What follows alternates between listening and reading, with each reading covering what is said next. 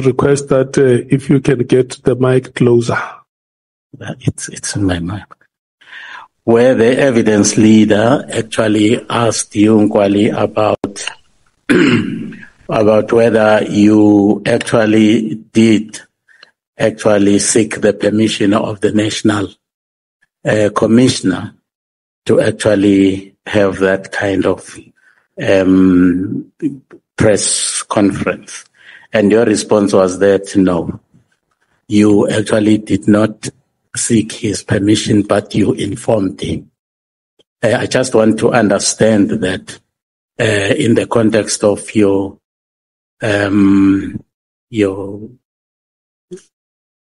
command structure and also your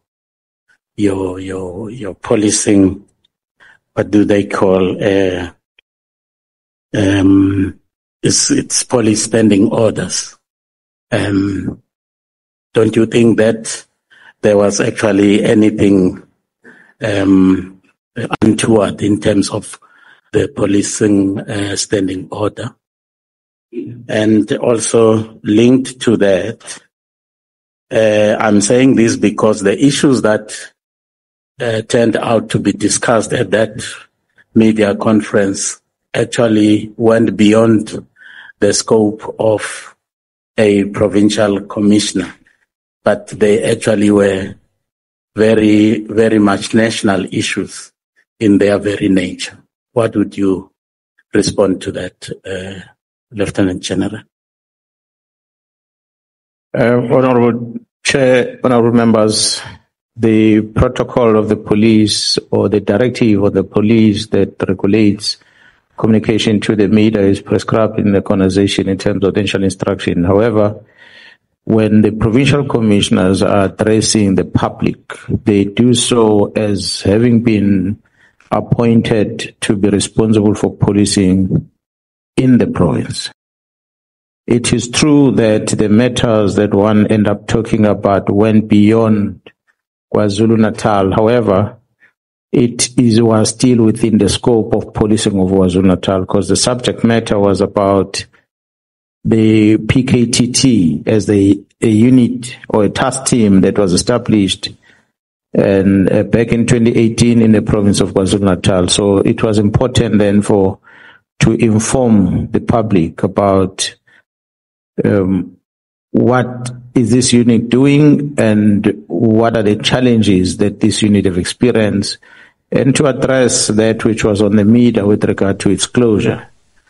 And of course, the National Commissioner was aware about the communication about the closure of the unit, of the task team, and subsequent to the engagement that he had with the minister in different meetings that they had. So it would not have been strange for me to talk on the team that is deployed in the province where I'm responsible for.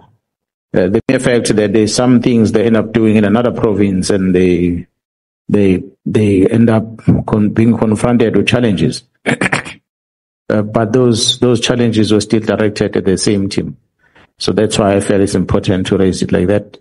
And it is my belief that I never violated any directive of the South African Police Service when I did that. Well, thank you. The letter of the 31st of December, which was directed to the National Commissioner from the Minister, addresses three aspects. One is the filling of the posts in the Intelligence Division, and where the Minister was actually directing that, and that exercise be halted immediately. And the second aspect actually has to do with the ports of entry. And I believe the Durban Harbour, and is actually talking about the joint operation in the management of that harbour between the Border Management Authority and SAPS. And he actually then instructs the National Commissioner to actually develop a new plan and present it to the Ministry of Management Executive Committee with regards to one, the comprehensive, analysis of the current challenges, and secondly, the comprehensive operational and remedial actions based on a policy of rotation. Do you know, General, whether that directive actually was carried out? And if so, do you have any details of that? No, honorable members, as I said yesterday, as much as the province of KwaZulu-Natal have different borders, land, port and air, or sea and air, the responsibility of the security within those environments rests with the national office, not the provincial office. So the challenges that exist in the space, acknowledging what the minister wrote on that letter, and requesting the national commissioner to prepare a submission in terms of the new plan on the issues of the border. Was not informed whether such was done or not. It's something that I guess the National Commission will respond to. Thank you. General, you actually have repeatedly alluded to the existence of an external influence that might have led the Minister Mkhwanazi to issue this instruction to disestablish the PKTT. But in his letter, he says, my observation, and I quote, my observation in this regard, as indicated above, is that further existence of this team is no longer actually required and is actually adding no value to the operations of the South African police. Now, I then find it difficult to reconcile your assertion that the minister must actually have been influenced, and yet he is actually saying that in his observation, personal observation, this team is no longer serving the purpose. Honorable members, the minister, with the 6 months of being in the service, I think within the 6 months he had visited Western Cape province more than twice. And in that 6 months he had visited Eastern Cape more than twice. I'm not sure about other provinces, but he had never visited KZN in that whole 6 months on an official visit as a minister to engage with the management of KZN, to understand policing in KZN. To date, I don't even think the Minister of Police knows about all the units that exist in the police. This is a monster of a department, almost 200,000 personnel strong, stretched in the length and breadth of this country. You therefore cannot just make a decision about something that doesn't add value. You have not seen the performance plans. You have not seen the performance reports. You don't have anything to justify the action. He can come and say it is Mary DeHaas that informed me. It's a criminal, a police officer, ex-police officer in prison that told me. You can say it's messages that has disappeared, ghost messages that are no longer there to prove that inform me. They can use any justification that he wants to make the minister, but the reality is he knows consciously deep down in his heart that to date, I don't think the minister knows even 30% of what the police does. because he has never gone to that extent to understand. If you ask him, what does doc unit do? What unit exists? What type of specialization in doc unit? He won't tell you, because he's never taken time to understand the SAPS, and yet he makes such operational decisions. It's wrong. Thank you, General. Can we actually look at your relationship with General Spear and the developments since the 1st of July 2022, when General Spear actually resumed his duties as the Deputy National Commissioner, given a very critical responsibility within SAPS. And your concern is that there were serious allegations against General Spear, even when he was actually still with the city of Johannesburg. And your concern was that the minister did not do due diligence in ensuring that those allegations were investigated before General Spear actually was accepted back into the SAPS fold and also given a critically important, role within the senior management structure of SAPS.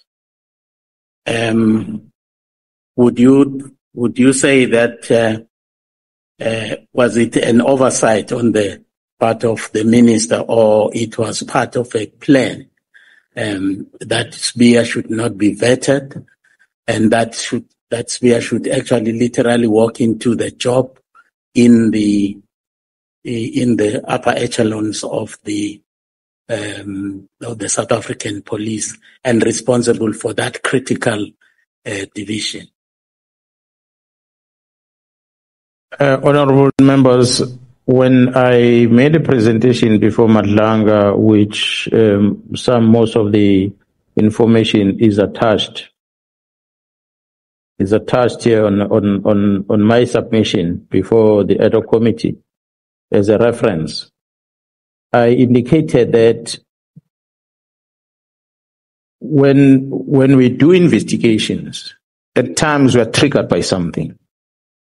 The letter of the minister to disestablish the team in December 31 of December 2024, it made us to ask questions as to the why part. We needed to ask that question. Why? And so as a police officer, you then go back and you start investigating. Where does this come from? What led into this? What led into that? And you start connecting the dots. And then we start realizing that the person seems to be in the center of the trouble here is Gerald Spear. And then we then went deeper to try and understand exactly who is this fellow we're talking about? What makes him to be like this? That's how then we track back into how he came into the organization. So eventually we established that the organization deliberately, after dismissing him, and when he made an appeal in court, the same organization that dismissed him decided not to appeal the same thing, did not oppose his appeal. And subsequent to that is given an order to come back. And the Minister of Police has an obligation in terms of regulations to bring to the attention of the National Commissioner the risk identified by the city of Johannesburg before this person comes in, and calls for investigations to be done, or at least while implementing the court order, but protect the service. But it seems like that was not done, because the man was appointed directly at the organized crime office in Pretoria. And subsequent to that, a year later, the man gets a promotion. So what justifies a promotion? What is that exceptional that the organization have dismissed him on? He comes back in less than a year, is promoted. Definitely he must be a top class employee in his arrival the first year that justify him to be elevated into a position. But again, the National Commission will explain that because he's the one who did that. I didn't appoint him. But these are the things that we started establishing as we're investigating his role in this whole chaos that we're busy with. And that led us into knowing and finding the letters, complaints from the city of Johannesburg, amongst others. And when we see all the correspondences that even the city, the mayor had approached the state security who cleared him of not having done wrong. And when we hear that in the police the same thing happened, they approached the state security and cleared him for having done wrong. So the question is, was it the clearing of him a legitimate thing to do, or someone assisted in covering up? We know that some of the people that seems to be involved know for a fact that the person who's closer to the friend of Sibiya, which is Paul O'Sullivan, is Mr. McBride. And Mr. McBride is at state security currently. I'm not saying he played a part on the clearing of this investigation, but it's just coincidental that he's there at state security, employed there. And then we get these things being cleared. It's just something that makes one to start asking questions. And as we are connecting these dots to try and establish why this, why that, why this. But yeah, well, he's in the organization, he's employed. He's an employee currently. Thank you. You, in response to one of the questions here asked, in relation to General Sibiya, you actually said that General Sibiya is actually communicating with deputy ministers more than the National Commissioner. So would you actually elaborate on the nature of their communication? Honorable Chair and members, I'm not so sure. SC, I think I did send that communication to the SC RNC. That communication WhatsApp. Do you have it? Remember the communication that I said that General Sibiya was sending to the Deputy Minister? The tuners are not here. Honorable members, I do have the communication here. WhatsApp messages that I would have loved for the members to see. Unfortunately, I don't know if you can project it on the screen somehow. But I might read it on record if you allow me. You don't have the copy. This is a screenshot of a WhatsApp message that General Sibiya forwarded to the member of the Office of the Inspector General of Intelligence. It's a message that indicates that he was communicating with the Deputy Minister. I do not know who the Deputy Minister is because we've got two Deputy Ministers in the police. But what is interesting is to read what the message is saying that General Sibiya forwarded to the Deputy Minister, which is of an interest to me that I feel the members also might want to pay attention on. Well, I'm going to try and scroll between these messages because they are not saved together, but it starts, the message is dated the 16th of October 2024 as forwarded. It reads as follows. Good afternoon, DM, comma, please note the following, column 1, a source has indicated that CI has procured the new spyware equipment to the value of 13 million rands over the past weekend. 2, the equipment was sourced from China and it did not follow the normal process, e.g., minister needs to sign for anything above 10 million.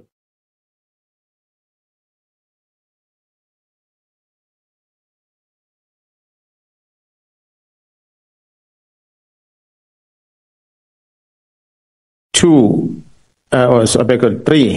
Furthermore, it was reported that this equipment was obtained on the instruction of former Minister Peggy. 4. Therefore, only a handful of individuals are privy to the details of the procurement and its usage. 5, they include the current DIVCOM, the Secret Service account head, the supply chain head, and the tech specialist. 6, it is believed that the usage of the said equipment will be for political purposes, targeting ANC leadership. Comments, column 1. DM should take note of the above and exercise vigilance with any type of electronic communication, such as cell phones, emails, etc. 2. Comrade Matebula has also been briefed. And comrade in this is abbreviated as the DM is abbreviated, is written CDE. So we're trying to establish who is Comrade Matebula that the police officer has briefed. And he's telling the deputy minister this on WhatsApp.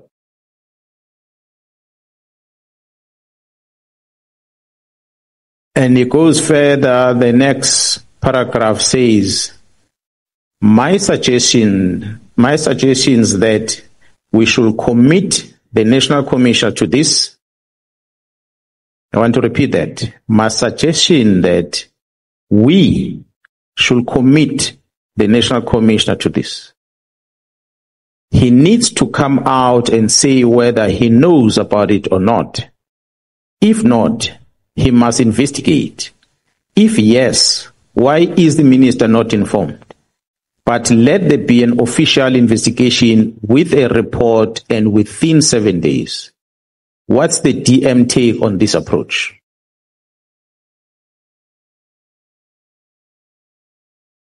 And the next message, this is worrisome DM. Will they go ahead without the National Commissioner's signature either? And that's where the message ends. Honorable members, this is Jarasbia talking to a deputy minister. And the comrade Matebula, that we don't know who the comrade Matebula is.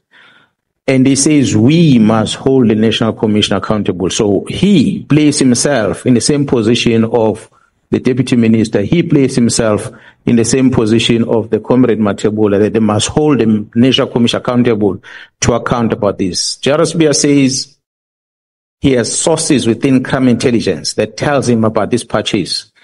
If he is the responsible person in charge, as it is per structure responsible for crime intelligence, he will have called the divisional commissioner to come and account to him and tell him about this. If not, he will have gone to the National Commission, say, National Commissioner, I hear about this purchase. Someone tells me there's a passage of this nature. Are you aware of it or not? If he felt that maybe something is amiss, he will have approached the oversight structures, Inspector General of Intelligence to report this if need be, and so is the Parliament. But no, he did not do that. He communicates this thing with the Deputy Minister in October last year. So, honorable members, this is a sign. Hence, I was saying earlier, when the honorable member asked me earlier, Malema, about the ownership of the letter, where I said, yes, the minister must own the letter, it's his letter, it's his signature, it's his letter, but there's a compiler that I believe is behind the scene. If we don't deal with the minister, we haven't fixed the problem. We need to find the root cause of the problem. Is this person who signs messages like this, Jaros Bia? So he has elevated himself to be in the level of the executive authority, in that the National Commission must be managed by him through the deputy ministers. It is evidence that I received because, I don't know, he was stupid or he was sourcing some collaboration. He forwarded these things to the Inspector General of Intelligence Office. It's an official from Inspector General that shared them with me. She can come here and say, yes, I received this thing from Sbia, because her response was very interesting. And she ended there on her response.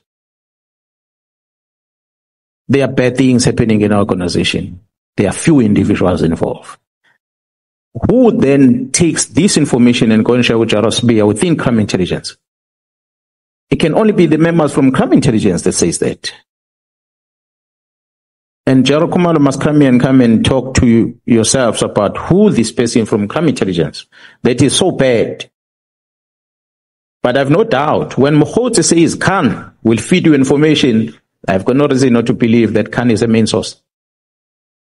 I just don't have any reason to believe otherwise. Mkhwanazi said that when he sent me the WhatsApp.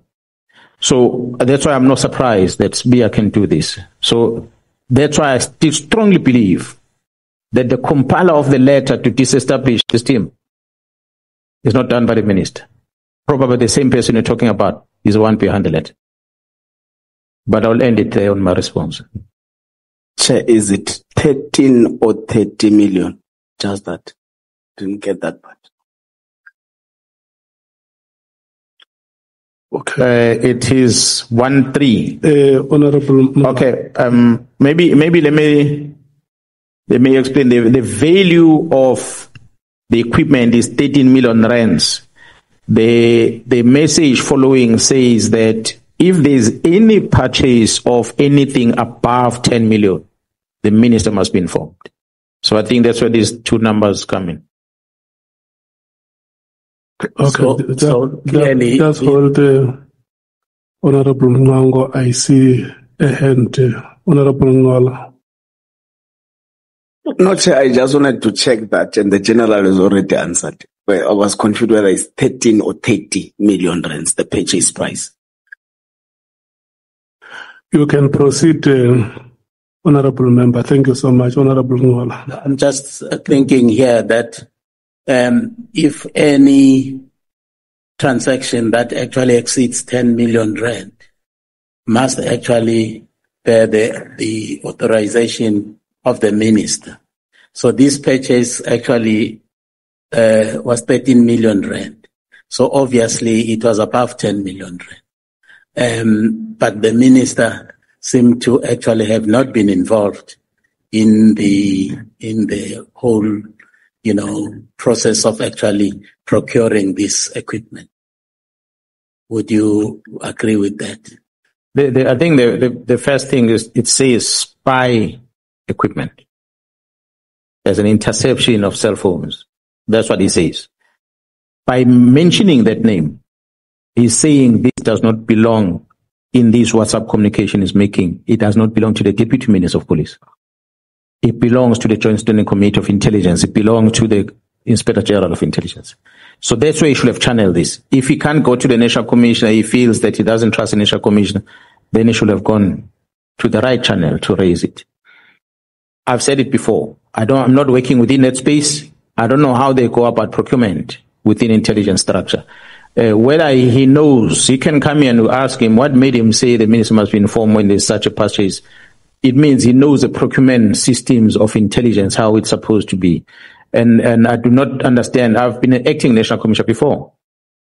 I don't remember not once informing the minister that we are buying something that costs more than 10 million. So for General Sbia arriving in the organization and being appointed in this position and making that suggestion, it means he's privy to something that I do not know, because I don't know how the ministers get involved in procurement. It's just interesting coming from him. Well, thank you, General. At some point yesterday, you actually shared with us that you were actually approached by the then Minister of Police, Mr. Kele, asking you to release the General Khumalo to come and join him in a project in Johannesburg. And obviously you did not, and General Khumalo actually was not actually keen to leave his job for that project. Do you have any idea about the nature of that particular project? What was it in your, if you have any information about it? Honourable members, I do not know what was the real reason or the plan on what the general clearly was going to give to General Khumalo, the job description was going to give him. Safe to say that he told me that he needed someone who is strong, operational, that is going to assist him to manage all the law enforcement that are there, including the newly established team in Gauteng, the Mapare that are in Gauteng, that law enforcement entity. He was going to assist in helping him to manage all those entities there. But other than that, the details, he did not share that with me because he did not give it to me in writing. He only spoke to me over the phone. Well, thank you, General. The IP and Mr. Nkabinde. Whilst Mr. Nkabinde was still with IP, you actually shared with us that Mr. Nkabinde and Mr. McBride, who was then the head of IP, flew from Johannesburg to Durban, and from Durban they drove up to Mpangi to meet with Minister Mkhwanazi. And it was not clear to me why would they do that? What was the purpose of that visit, if you can share with us? Well, in his own words, Mr. Nkabinde said they were investigating a case of murder that had occurred in KwaZulu-Natal, and there seems to have been police officers that were bodyguards of the premier at the time when the minister was a premier that participated in defeating the end of justice by removing a critical evidence that was sitting at the police in police custody that should have been used to conduct further investigation of what had transpired in that murder case. But that evidence was removed from the police facility on instruction of the premier, allegedly. And so that's why they went to consult and meet with the premier, and that's where they became close to each other. They started knowing each other there. That is the only thing he had told me. So I do not remember. I don't think we even discussed the date when they traveled, but it was his own words. Because I had find it strange that he never worked for the Department of Water and he has never been a politician. How did he get to know the minister to start with? And then he told me, no, they were investigating and they interacted like this and they've been close since then. Thank you. Who's Matala is found in prison with a cellular phone. And it is confiscated. And upon examination, some numbers are found in the phone with which he is actually communicating. I didn't hear properly whether one of the numbers that were actually found in Mr. Matala's telephone was that of the former Minister of Police, Undos. Yes, that's correct. There's been cell phone, WhatsApp communication, exchange of messages, exchange of bank accounts, amongst others. Okay, thank you. General, all of these issues that you are actually concerned about, and we are also equally as concerned as you are. And this level of instability, what does it do to the morale and integrity of your men in the boot out there in the street? And how do you plan to actually, turn things around in terms of actually boosting their morale and also restoring their integrity in the eyes of the people?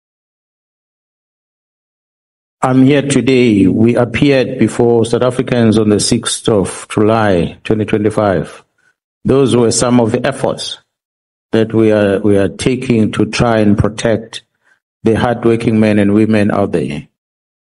We fight for them every day, however way we can, through the executive authority and the management of the SAPS to recognize the efforts that the members are making to try and protect the citizen of the Republic.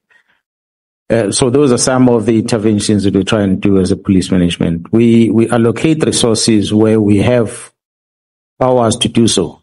We allocate resources that allows them to carry out the task in protecting the citizens out there. Those are some of the limitations that we have at times when I made a proposal of the decentralization of some of the things, because a typical example that a vehicle can stop at the garage for the whole week waiting for a windscreen because a contract of such is handled at the head office.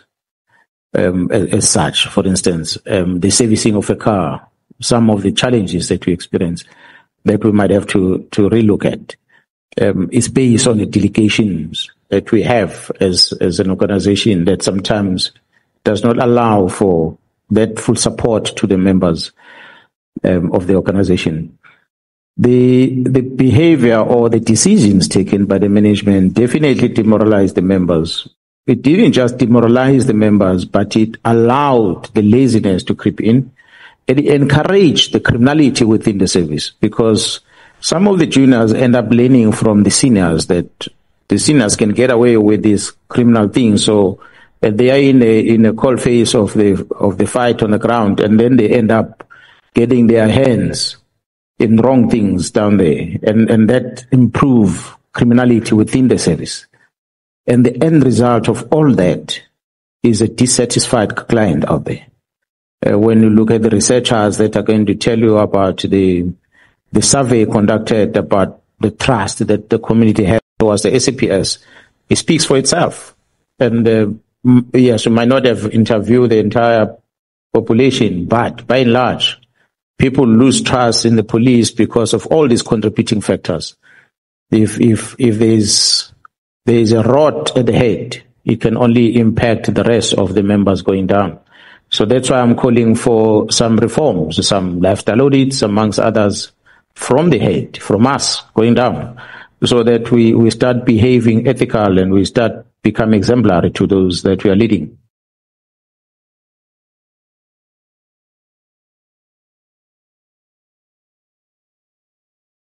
Yeah, I think last but one, I think I want to agree with the proposals that you made in the parting shot yesterday. One of them is that you actually believe that the police functions should actually be decentralized. I think I concur with you on that, because you cannot come with one strategy, one size fits all kind of strategy to deal with crime, because there are variations that are actually detected by local dynamics in the nature of crime. In KwaZulu-Natal, we have a problem of faction fights, for instance. You can't sit in Pretoria and try to plan for faction fights, how to deal with faction fights. So it can only be done by a provincial, police service structure, because it is closer to the situation and it knows the dynamics there. So it cannot actually be an intervention that comes from Pretoria. Also, having said that, the criminals themselves have actually become very sophisticated. The sophistication of the criminals in KwaZulu-Natal may not necessarily be the same as the sophistication of the criminals in Gauteng, for instance. So you need a homegrown kind of intervention that will be relevant to the nature of crime that is actually taking place. So I strongly agree with that. My last one is the civic duties of all South Africans. South Africans are expected to vote. Does the general go to the polls on a voting day? Yes, I do. I must say, at the beginning, in 1994, I just joined the service at the time. I had this belief of saying, as a law enforcement, you ought to be neutral. You must be able to serve everyone. So you shouldn't vote. But of course, it's a right that is afforded to a police officer to exercise. If you don't use it, you are wasting. But the democratic system needs you to use it. I did not vote in 1994 because of that belief that I need to remain neutral. Subsequent to that, then I started participating. But I must say that participation also, to some degree, had limitations because we had found ourselves, I was still working in the head office, we found ourselves being deployed most of the time during elections. So we end up participating in the national election, not the provincial one, because you are out of your area. Until eventually IEC started adjusting their system that you can register early enough for you to be able to participate. So yes, one has been participating in that, but it's the right that we exercise. But to what degree does the right of a member to participate in voting influence his decision or his position in the political space in the country? It's one of the things that might need to be looked at because the Police Act allows the members to become members of political parties. The Act of Parliament. It does not discriminate. The only thing that the Act prohibits the member from doing is to be actively involved. The one political party present in the House today will remember that I had charged departmental one of the police officers who was putting out placards of a political party, actively participating on activities of the party. They took disciplinary action. But if a police officer is invited by your party to come to your function and be a guest in your function, is not breaking any law in terms of the Act.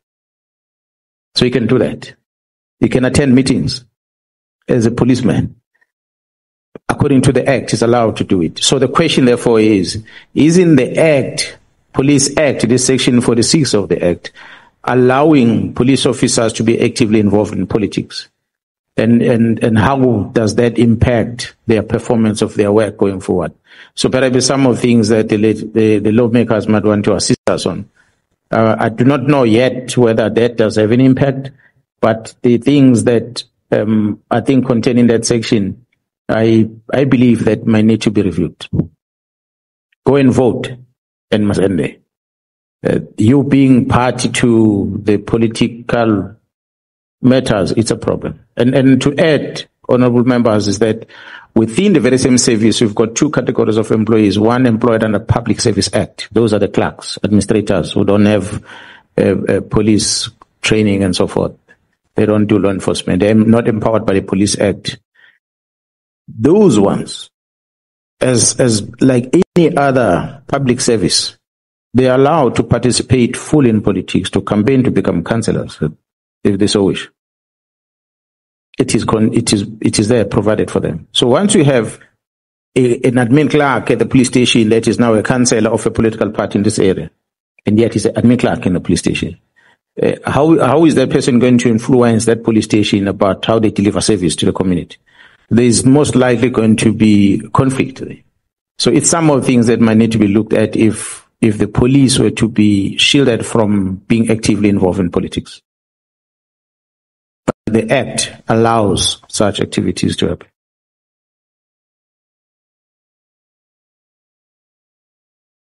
Thank you, Lieutenant General Nkwali. Indeed, what you did on the 6th of July was a clarion call to all of us and the South Africans at large. And you were actually drawing our attention to the rot that actually has gone so deep. On that note, thank you, the Chairperson. Thank you very much, Honorable Mwango. You have exhausted your questions. Yes, Chair. Thank you so much. And reserved some for the next round. Thank you. This is the only round you have, Honorable Mngango. Can we then move to the Patriotic Alliance? Honorable Sauls. Thank you so much, Chair. I think I want to begin by saying, General, thank you for your service. Thank you, sir. Thank you. You know, listening to your testimony, you know, you inspire hope. When I think about justice for Jocelyn Smith, Babita, Yakor, Mpho Mulifi, Nathaniel Julius, Pamela Mabini, Bauer Fanikerk, my fellow committee member, Honorable Sitole from the IFP, and my cousin, Etienne Langefeld. We're still waiting for justice. And so when I hear you, I see you, it inspires hope. But when I sit in this seat, of course, I cannot choose a side. I must be fair. I must question you on things that I need clarity on. But I'm confident, you know, that you will handle it like a master. So let's walk together through my clarity-seeking exercise. Let's start with section 9 of volume 1 that deals with who you are. I'm very interested to know, General, are you related to the anti-apartheid hero, Mkhwanazi, riot, Mkhwanazi? No, I'm not related. I was going to say, so that means the fighting for justice is in your blood. He is Mkhwanazi. It might be the blood, indeed, but I don't know him. Yesterday in your testimony, you said the following, open quote, sometimes we do not divulge more on what we are doing as a strategy, close quote. What about that strategy can you share with us here today? We apply different strategies very different with different cases, honorable member. If we are asking me about what we are busy with in how we are dealing with the challenges that brings us here together in as far as the involvement of the Minister, General Sbia, the Matlalas, the Mkhwanazis, and everything that we're talking about, it's in different folds. On one side, we have the investigation, we have intelligence, and we have a prosecution part of the strategy. Then we have a communication plan that we have that is unfolding. We are at war with the enemy. At times, Sun Tzu will say to you, do not make the enemy to know what you're busy with. If you are far, make him think you're close. If we are close, we are close, then you must then attack if need be. If we are weak, make him believe that you're strong, and so forth. We cannot tell you exactly what is it in details that we're doing, but what we started doing has helped us to place cases in court. The cases ordinarily they were not going to get there. So we started seeing results in as far as that is concerned. What we did has allowed us to get our case dockets back in KZN. And we're able to service the client in the province. And we have cases now we've registered in KZN to try and deal with the bad things happen. So that's why I'm saying that the strategy will talk about the softer approach on how we're winning this battle, And at the same time, we have the hardcore approach that we're dealing with. We have members running that are currently on training to make sure that they can face whatever may come, that we are training by the use of task force, the TRT, the NIU, and many others, to equip them to be ready for the war that might come. As and when it comes, we are ready as the police to deal with it. We have employed a different strategy to make sure that investigations are not disturbed by mixing the team that is investigating with highly trained members, honorable members. For instance, the special task force in the police, the special forces in the military were never part of our operations, but they are part of this one. It is a level of risk that we have. So once we invite the special task force to an operation of this nature, we better explain to them the threat and let them understand it. And once they understand it, then they help us develop a plan of how we're going to counter it. So as we are executing our strategy, we start seeing results in some instances of the strategies that we're busy with. We cannot necessarily present it for one to know exactly, because the enemy is within. We said on the 5th of March in Parliament that the people we're investigating are in that portfolio committee on the 5th of March. I said it on record. You can listen to it.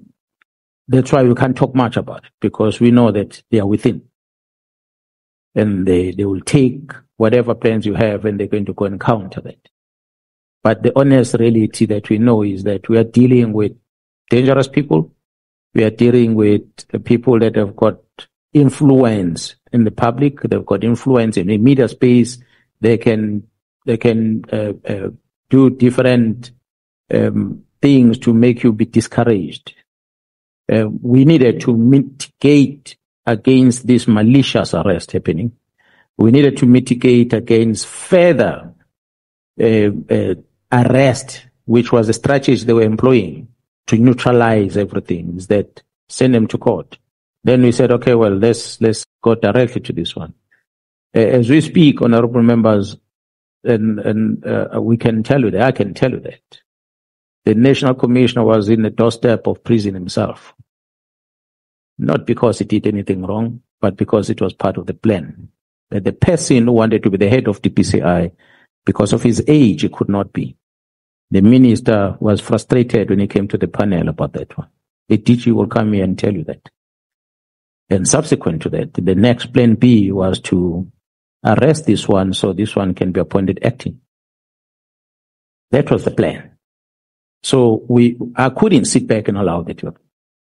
And seeing what is actually happening, that we're going to have a government that has been put into position by criminals through criminal means.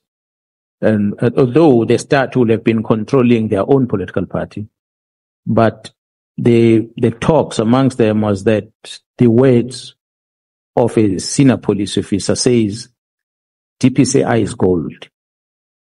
If you get to DPCI, you've got gold.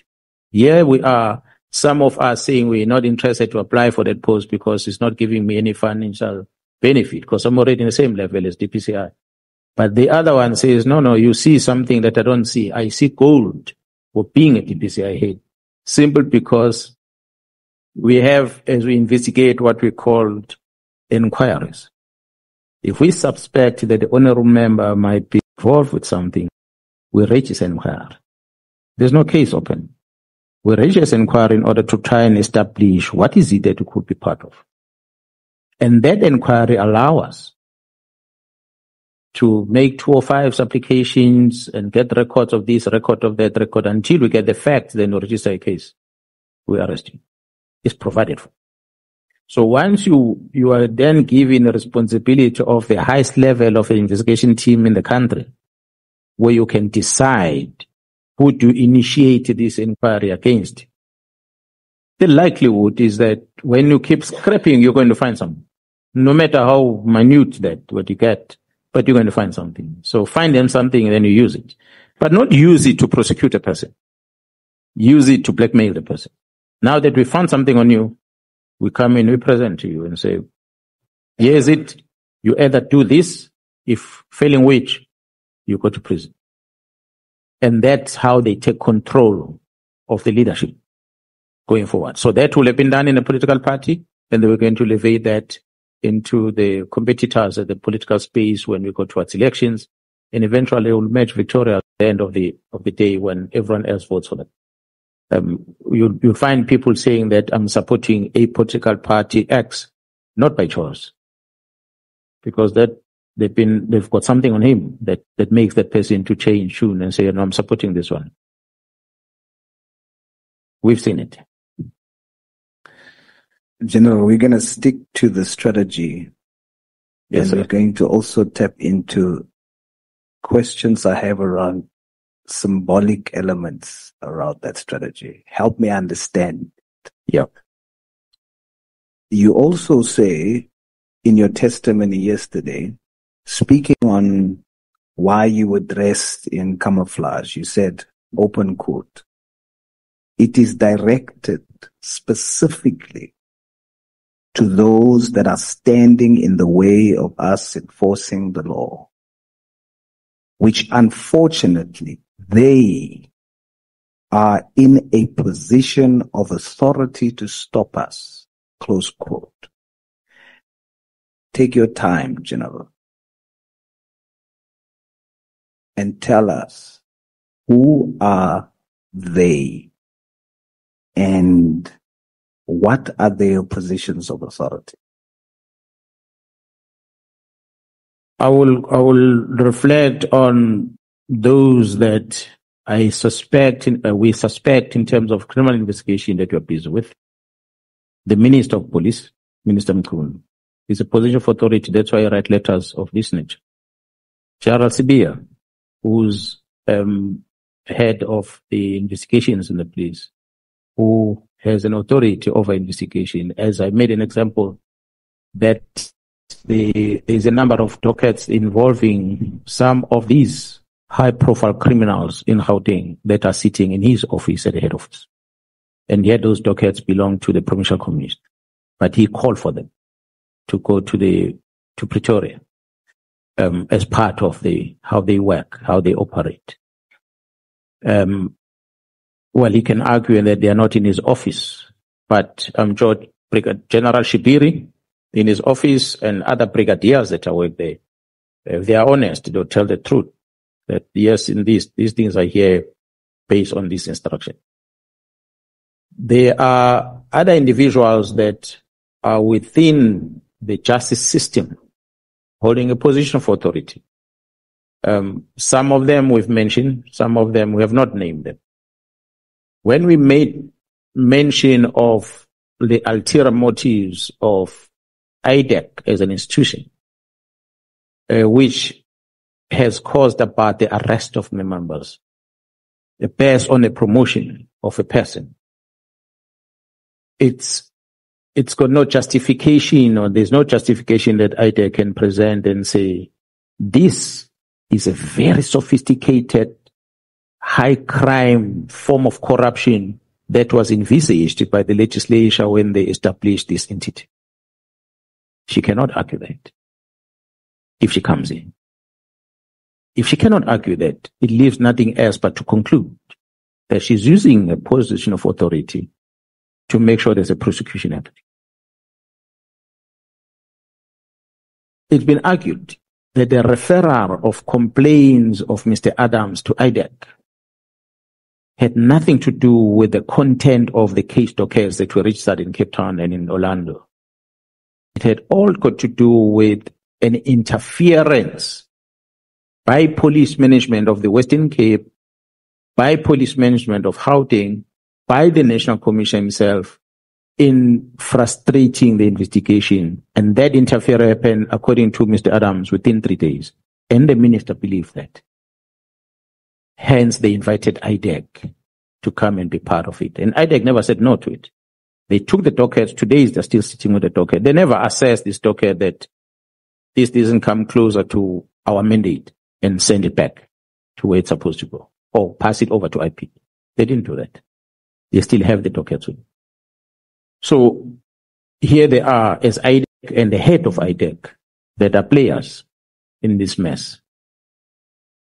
But then when IDEC craft warrants of arrest of the team as part of the plan, they make use of magistrate to sign off this warrant.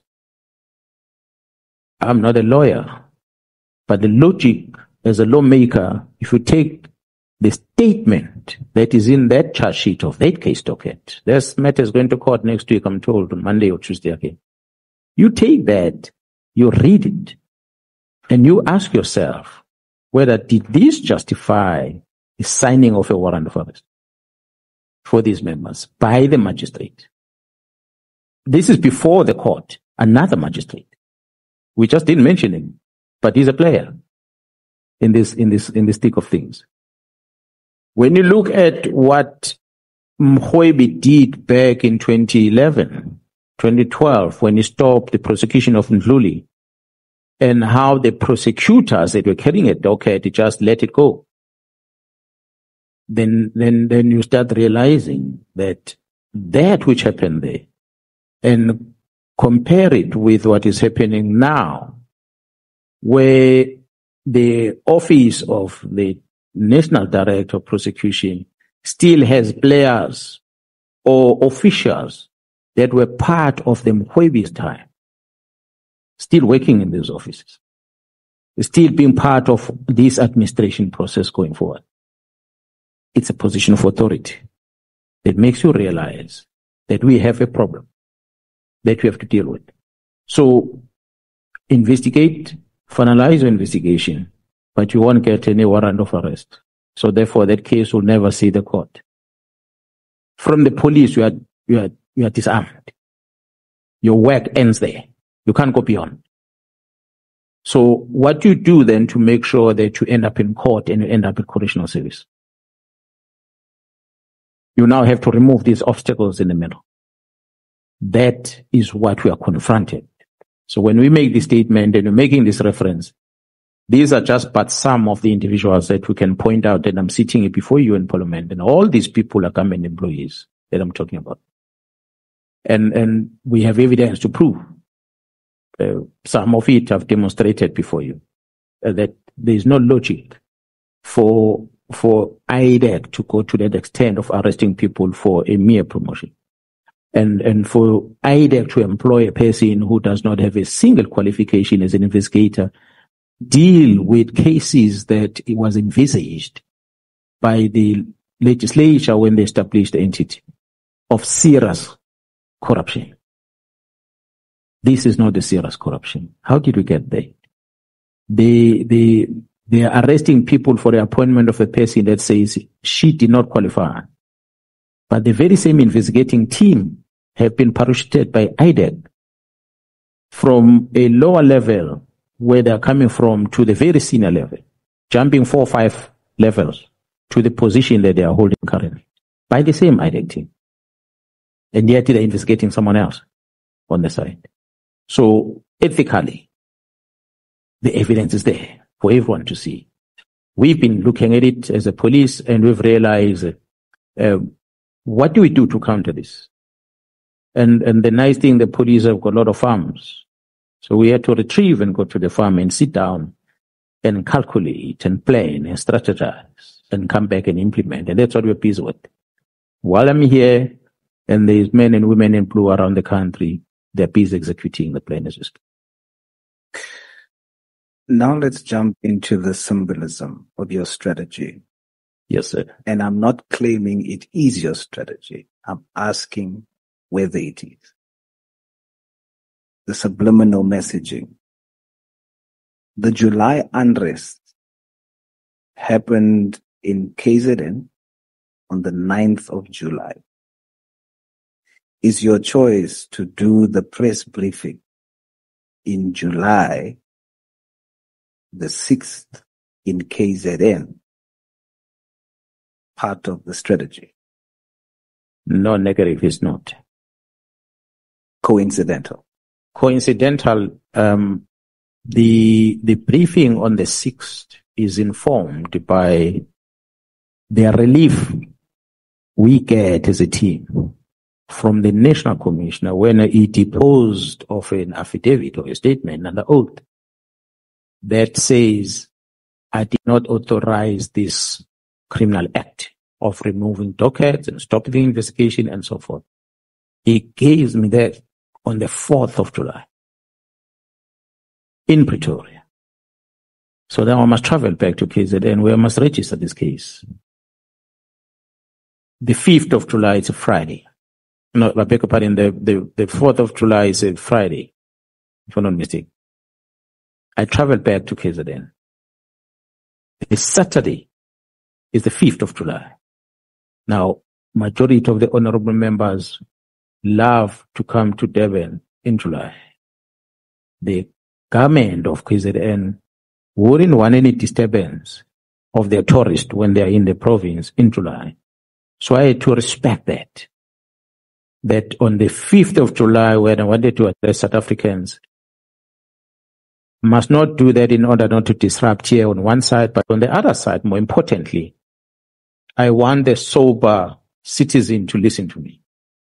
So when I talk to them on the Saturday, they are drunk, most of them, because of what's happening in Durban. So let me not get there on Saturday.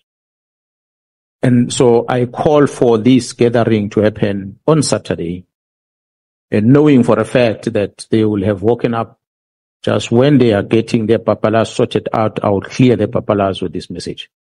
And indeed, it reached out, it made them sober. It definitely did. That was a master stroke. Thank you, sir. Now, in the apartheid struggle, what did the letters MK stand for?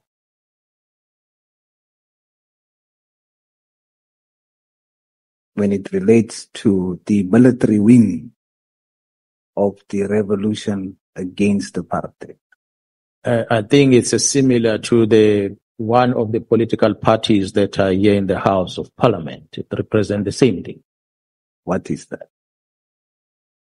The military wing of a political party. What does MK refer to?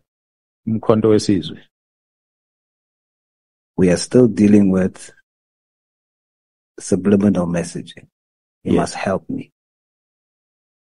Is it true that you used your initials in your witness statement to us for easy reference? NSM, Nhlanhla Sibusiso Mkhwanazi. Is it true? That is correct, although I did not choose those initials. It's the evidence leaders that decided on those initials.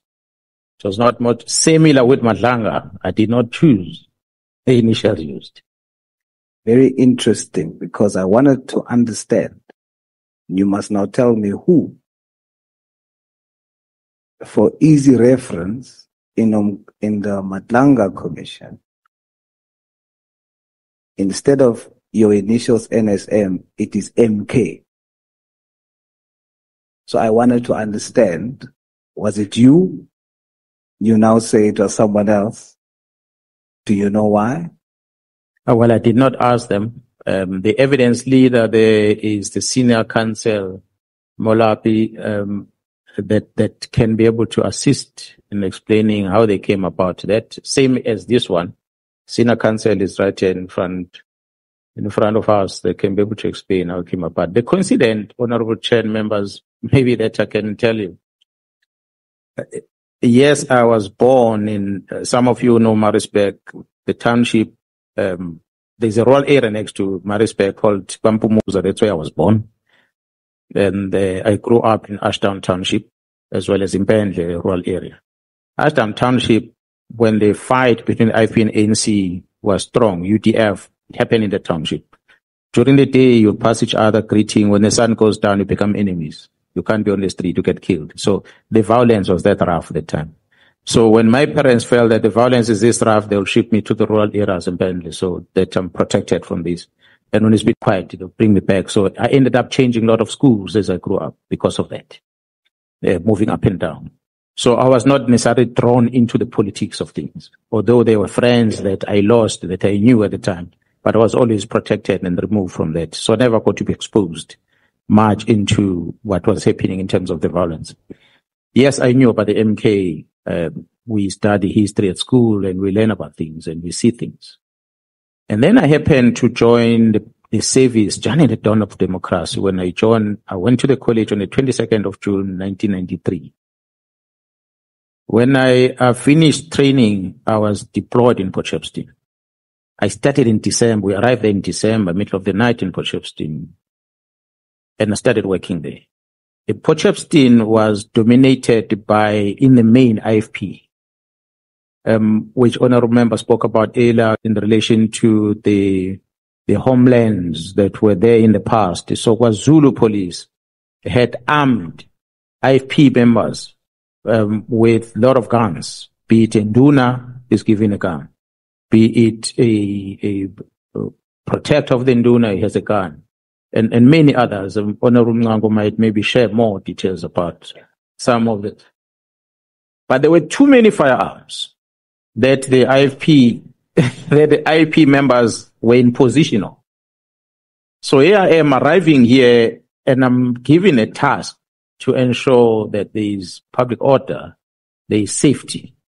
So we arrived and I worked for the unit internal stability. And when I get into this unit, I'm confronted, as I experienced when I arrived in Pretoria, in the same room we sleep with the Tsonga speakers, the Pedi speakers. I had no clue about how even to greet in those languages. So I had to adjust there. You get people that end up giving nicknames because it's difficult for them to pronounce your name. Same thing happened in Potchefstroom when I arrived there. One of my commanders, a white guy, could not pronounce Mkhwanazi. Even today, majority of the members in this house, if I ask them to pronounce Mkhwanazi, they will put an A after M. They will say Mkhwanazi, and there's no A, it's Mkhwanazi, MKH. So because of that struggle of pronunciation, he chose the shortcut. He just called me MK. And I'm brand new at the unit. It is December 1993. This unit were camouflage. And in few months down the line, in April, the African National Congress win elections. And here comes this young man dressed in camouflage and is confronted with a situation on the ground where the IFP, majority of them, are in the half of the village of the ANC people. This group of about 20 boys of ANC, unarmed, that are confronted by this group of IFP with guns. And one had to act.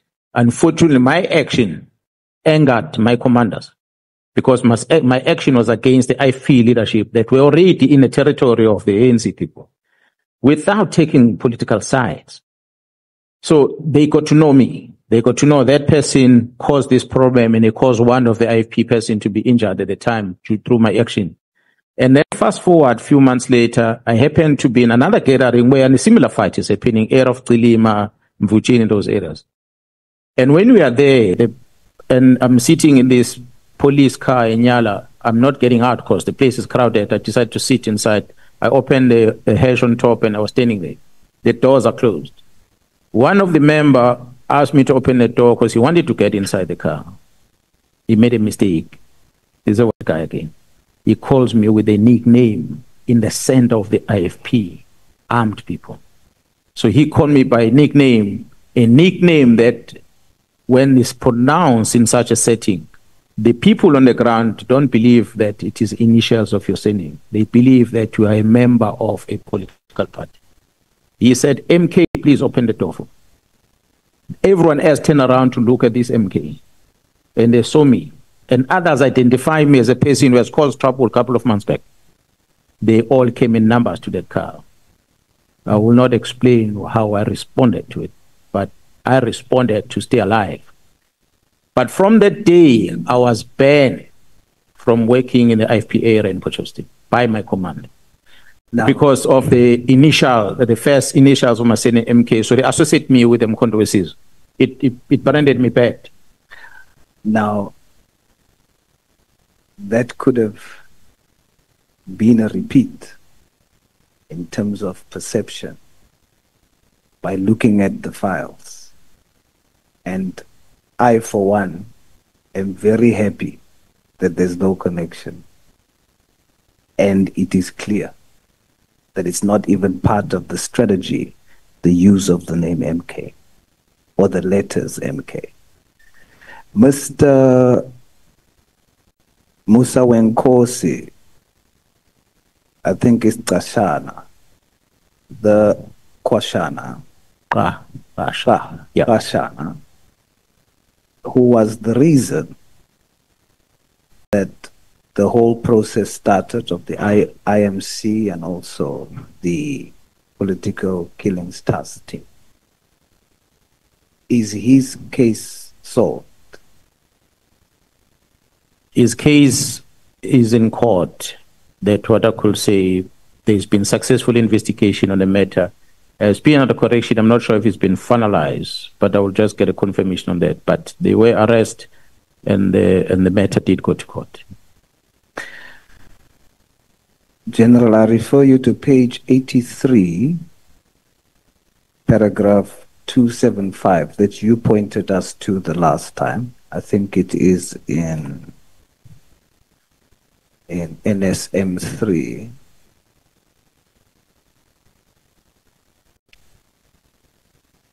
You have a diagram there. That diagram has two names out of what is known as the Big Five now. It has the name of the Chief of Staff, it has the name of the Minister, it has the name of Mr. Brown Mkhwanazi, it has the name of Lieutenant General Sibia, and then it has the name of General Kele, the diagram is linking to all of these things that are happening with cartels, etc. Then you have the arrow connecting, and you're saying responsible for the appointment of General Sibia, and you connect General Kwele in the diagram to National Commissioner.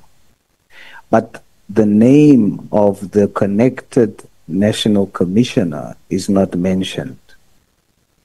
What is the reason for that? Is their name, or what is the purpose for?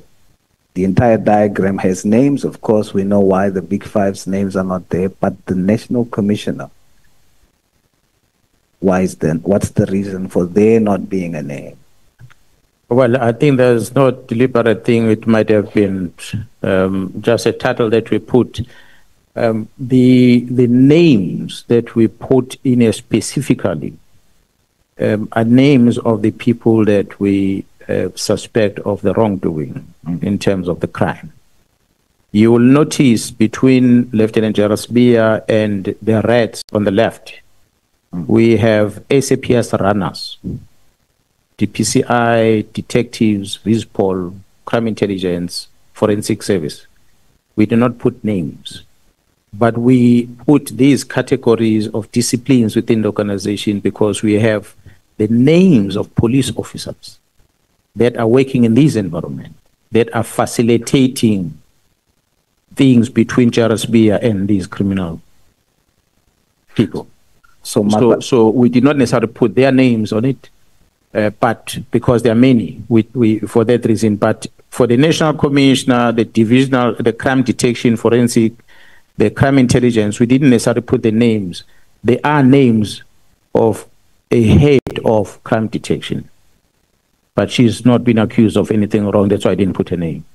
We have the name of the divisional commissioner, crime intelligence. He hasn't done anything wrong. That's why we did not put the name. So even the linkage between General Cele and the National Commissioner, what we are putting there in that arrow is an explanation. If you notice, there's a dotted line that says SSA. Yeah.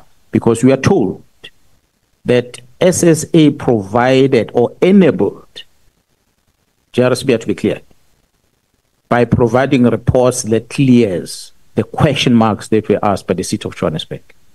And as a result, then General Sibia was cleared. That's why we have the dotted lines with the SSA to confirm whether has that been signed off by the DG at SSA or is someone within SEC who had no authority to sign that letter, to clear Gerald's bill and respond to both the City of Johannesburg as well as the National Commission. But when we are having the names on top, is because they are wrong that we see. Gerald Cele, for instance, when you see the link between Gerald Cele and Vusmutket Matlala, it's because there's some racketeering that is happening. Gerald Cele sends Vusmatlala an account number, account details. Vusmatlala deposit money into a private account, not Cele's account, someone else's account. He puts money into that account and he sends a proof to Cele. Cele acknowledged the receipt of that. And then there's other further communication. That's why I'm saying the communication between them is not about the arrest date. It's a communication we see dating back to 2024. There's criminality there that we need to investigate. Who was this money for? Now we're going to that bank account to see whether this money moved by Vus into that account. Did it end with that account, or did it move from that account back to Cele somehow? That's why there's a target there. So it's not a target of appointment per se, but it's the name because of that line. We even wrote a communication dating back to December 2024. Yeah. So it is not the number of calls that was spoken about in the media. It's what we picked up as we're investigating. You'll notice we also on the right side of the very same graph, we have these agents of misinformation that we did not put their names.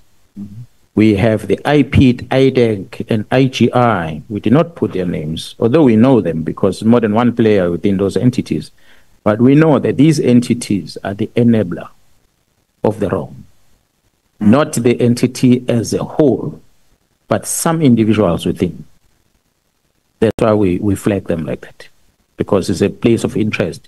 It's a web that we put up together, the chart that we made out to say, what are we focusing on when we are dealing with this chaos? And these are the main people we are focusing on. And you'll ask yourself, we talk here about some MPs that are part of this chaos. And we find those MPs being part of the black and white bottom right corner. That's where they play, most of them. General, you testified that the dockets that was moved was a missed target. The target was actually General Khumalo because of what you called, I think, the Gauteng project. Counterintelligence ops. Yes. Yes, sir. Please explain, what is their plan with General Khumalo? The plan is to get him out of the service. If the National Commissioner were to transfer General Khumalo out of crime intelligence today and send him to a province somewhere where he's not going to disturb crime intelligence and this investigation, I believe they'll leave him alone. So the attempt is to get him removed. The plan is always about getting him out. Put whatever pressure you can through parliamentarians, through the media, and make this man a bad man so that you get him out of the office. So it wasn't about the dockets. They only realized later, after having the dockets, that it wasn't what they were looking for in the dockets, and then the target shifted.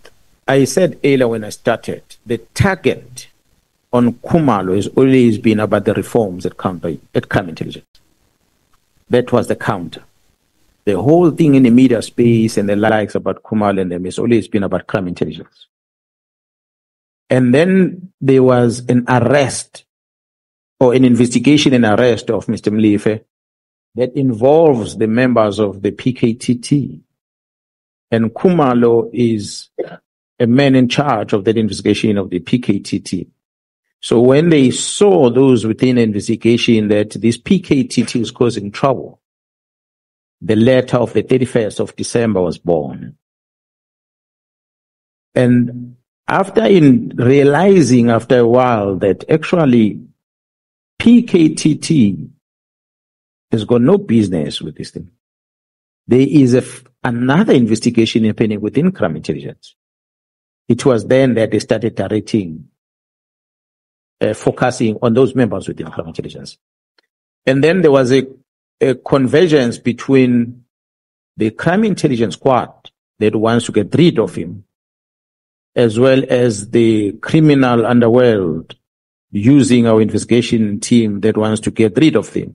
They found a point of convergence to the office of the executive authority of this organization, which is the ministry, through a, I don't know if I should call him a comrade now. He's been disowned. Mr. Brown, a comrade, I'll use the word comrade of Minister Mkhwanazi because that's what he said. I don't know a comrade in something else, not in a political party. They find a convergence, these two. So they had a common enemy. Because this vehicle here is well all machine, the one is crime intelligence. It's got contacts in the media space. It's got contacts, they've got the budget. It became easy for them to spread the fire. And that allows these ones to also benefit from it. So then there was a common interest on both of them. But what is funny is that the leader within crime intelligence and the leader within detectives don't get along. This is a very interesting part. They don't get along. But because they've got a common enemy, they forget about the differences until they deal with this common enemy. So that's a long and short of it. That Khumalo then become a victim as a result to get out of crime intelligence so that he stops these reforms that he's introducing here. And then he stop getting rid of people in crime intelligence because they cannot do without. Their powers are within crime intelligence. If they're out of crime intelligence, they will lose the power.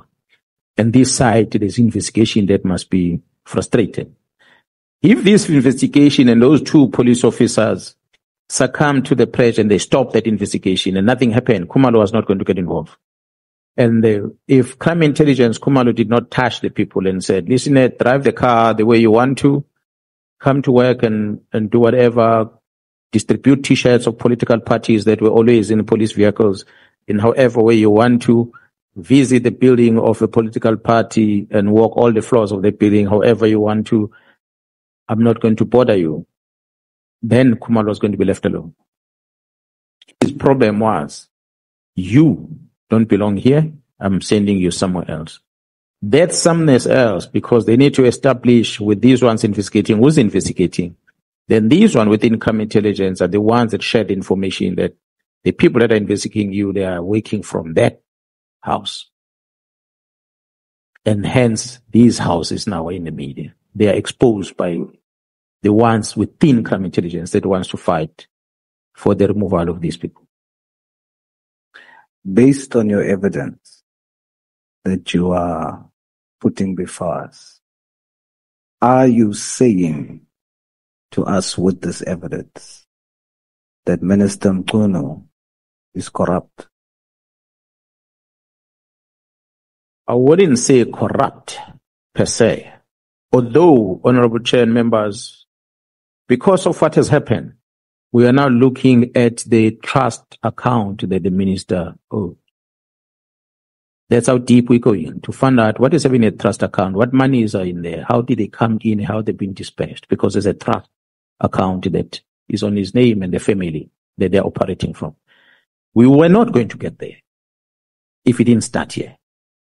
He invited us to use our skills as police officers to keep scrapping. And we're going to scrap until we find gold. We won't stop. So that's what we're busy with now. So until we discover these transactions that are happening in that trust account, then we can come back and pronounce on corruption or not. But until then, we cannot talk about corruption because we don't have anything before us that proves any money movements between him and whoever. Yes, we might say, Gerald, that it is a money movement that came to our attention already. But for Minister Mkhwanazi, we can't say that. There is a facilitator, which is Mr. Brown. There is a facilitator, which is a businessman in Northwest. We are looking at them and their accounts. What's happening in those accounts is any movement that links back into this trust fund that is owned by the Thuns. And that might benefit the minister in one way or another. So for now, what we are accusing the minister of is the minister's failure to protect the organization. The minister's negligence that allows the rogue people within the organization to do as they please. And that brings us here today. Hence I said, ministers are given the civilian secretariat to help them. So if you don't use that resource, you've got nobody else to blame but yourself. And that resource was not used. Hence, the letters are written by Chief of Staff to IDEC, and IDEC acts on it. And that just proves that the office of the ministry became dysfunctional.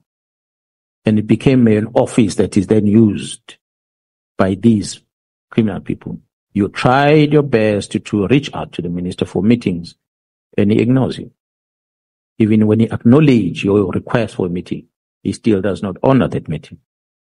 And that left us with no choice to realize that his executive authority has been used to achieve this. That's why I still strongly believe that someone started that letter of the 31st. He might have amended it, the minister, including this and that, but someone started that letter. Perhaps the issues of the border police might have come in by default. That was not the intention. The intention was the PKTT. Maybe then they started adding other things so that it looks like a covering a variety of things. But the real reason for it might have been something else.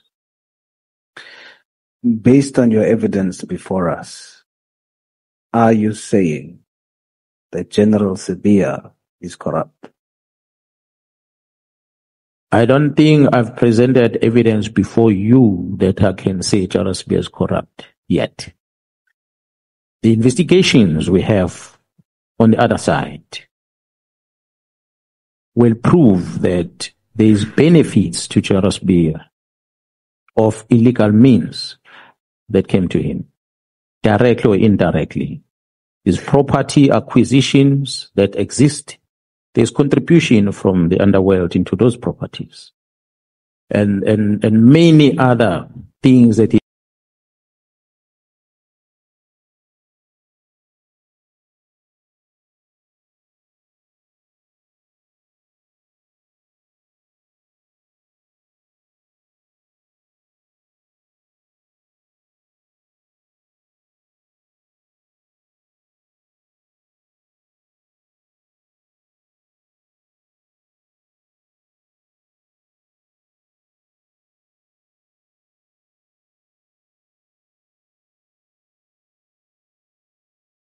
acquired. The good thing about it is that he has not been working alone. He's been working with police officers. And the nice thing about it is that those police officers, some of those police officers that are close to him, they are the ones that are providing this information. That's why we know about the purchase of properties. We know about the location of properties. We know about the purchases of animals in the farms. We know about the many other vehicles purchased and many other lifestyle things that are there. How and when money is being collected and how the monies are moving from point A to point B. But we have not presented that yet. So we can't say General Sibiya is corrupt because we have not presented in a report before yourself about it. But as we put it here in the craft, we are saying he's an enabler of the wrong things that are happening in the organization. And that we have evidence on. General, on a lighter note, I want to confirm to you that I am looking at you. There's a popular comedian, his name is Mpho Pops. He'll explain to you why sometimes it looks like I don't look at you. And so in that way, I want to say, I thank you. Thank you so much.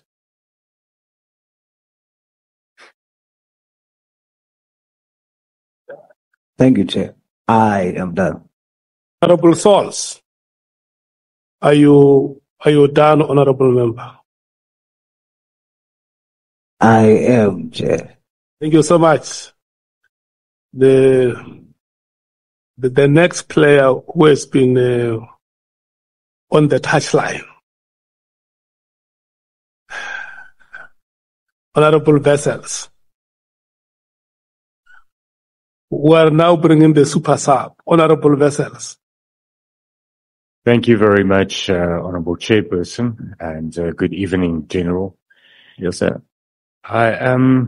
Let me start with the 6th of July. And what I want to reflect on is you've given evidence before us and before the Commission that attests to the systematic rot of the criminal justice system and the South African Police Service in particular, that has been taking place, and those wrongdoings has been taking place for many, many years. You've reflected on wrongdoings that took place in as far back as 2011, 2012, and the previous ministers, previous national commissioners, and so forth. My simple question on that is, why did you never back then, or since then, have a July 6 moment? I understand your evidence and your explanations with regards to the attempts that you made, in particular to the political task team and the involved wrongdoings there prior to the 6th of July press briefing. But with regards to all those other wrongdoings that took place many years ago, why did you never take such a step? Honorable members, when I was appointed in October or September of 2011, I had came from tactical units.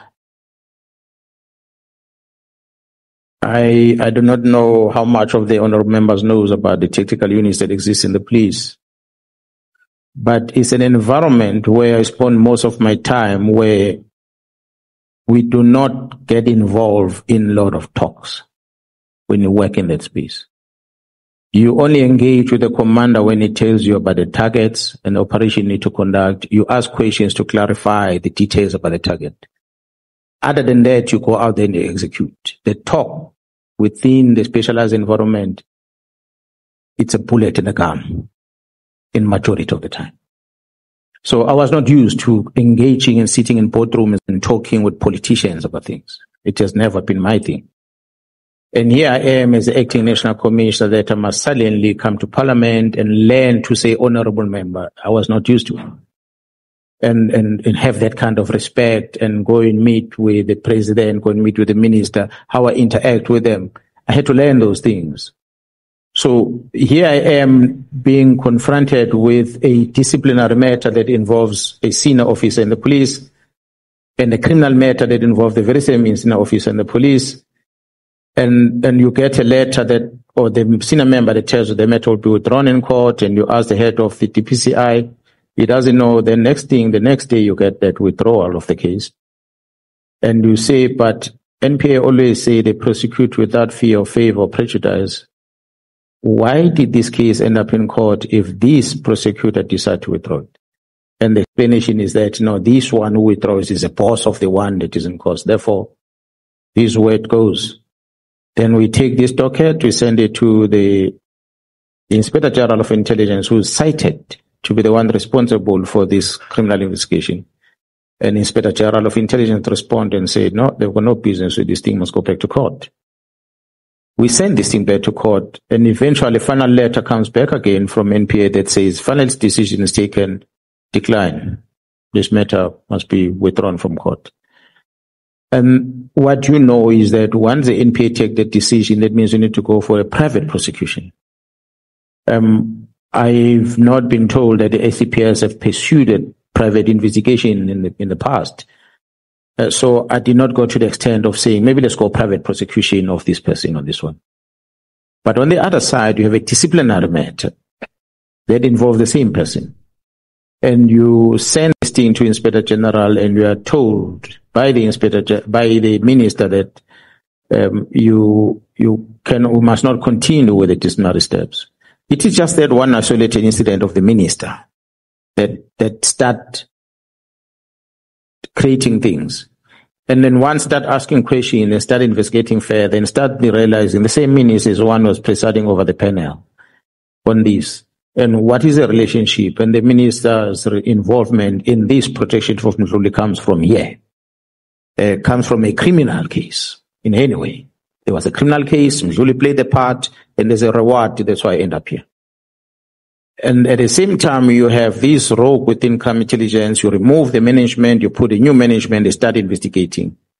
So before you could have a clear picture in front of you what you're dealing with, and then this approach of the minister, then I go to the president and said, I can't stand this. Let me get out of here. And the president take me out. But I think the strategy was not to put me in an environment where I'll allow these investigations to continue. But I must go and sit at home so that I can chill and let everything go to normal. And that's what exactly happened. I never had an opportunity to challenge this. I was in that office for just over half a year. Starting towards the end of the year, there's Christmas, and then January comes, and in June I end. This one, I'm a veteran senior manager of the police already. And I see the wrong, I understand the process, how it's supposed to be done. A letter comes out on the 2nd of January that talks about my involvement. I try to reach out to establish what's going on. I don't get any answers.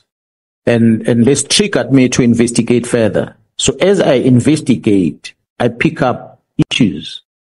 And I try to reach out to executive authority at the time to say, this is wrong, let's fix it. That's why I even call for meetings with people who are even outside the police to say, Minister, come here, because I want to warn you. You are allowing this one to do this thing and it is wrong. Hey, the minister gave me the audience. The July 6th was not going to happen. Because the minister will give me an audience and at least assisted me to fix it. We'll have fixed it in the police way. Arrest those that should arrest and keep quiet and continue with it.